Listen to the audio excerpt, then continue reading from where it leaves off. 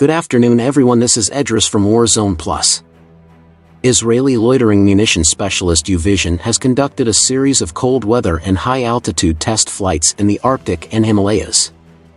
UVision confirmed to Janes it had successfully satisfied winter battlefield requirements in the Arctic region, although company officials were unable to provide specific details because of customer sensitivities. Officials confirmed Hero 120, the company's medium-sized loitering munition, which features a multi-purpose warhead with both anti-tank and anti-personnel capabilities, had conducted a series of flight missions in the Arctic region as part of a field evaluation under extreme winter environmental conditions. Attended by representatives from several militaries with Arctic warfare capabilities, this evaluation was the concluding phase of a lengthy process, which included earlier test flights in the region, as well as extensive laboratory environmental tests, simulating the extreme temperatures, winds, and humidity conditions of the Arctic winter, a spokesperson told Janes. The Brazilian Army released its long-awaited request for proposal, RFP, and request for tender, RFT, for a 155 mm self-propelled wheeled artillery system on the 2nd August, a major milestone for the service's effort to replace part of its M114A1 howitzers.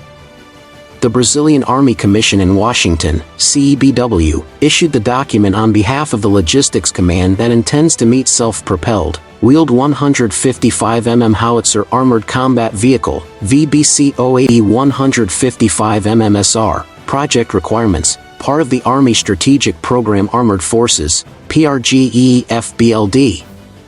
The project aims to acquire 2 initial vehicles for evaluation at the Army Evaluation Center, and later another 34 systems in different tranches to arm 3 field artillery groups. No details on the acquisition schedule were provided in the initial documents. The latest edition of the operational, technical, logistical, and industrial requirements for the VBC-OAP 155 mm SR project was published in July. Welcome back.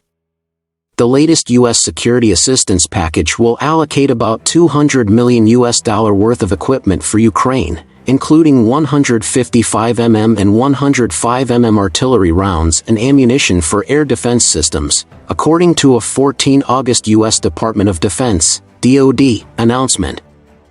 The additional munitions for air defense included Patriot missiles and high-mobility artillery rocket systems, HIMARS, 2 of the most well-known weapons provided to the Ukrainian forces. Mine-clearing equipment and systems are also included. Officials have said in recent months that mines have become the greatest threat to Ukrainian forces since the counteroffensive started. Brigadier General Pat Ryder, Pentagon press secretary, confirmed there were no dual-purpose improved conventional munitions, PICMs, included in the package. The cluster munitions will serve as a bridging capability for the 155 mm artillery shells as production ramps up.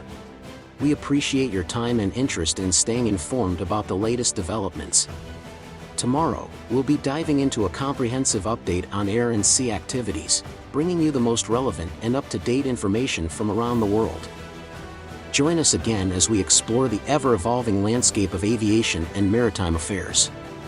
Your continued support means a lot to us, and we look forward to having you with us for another insightful session. Until then, stay informed and stay engaged. Thank you for watching, and see you tomorrow. Don't forget to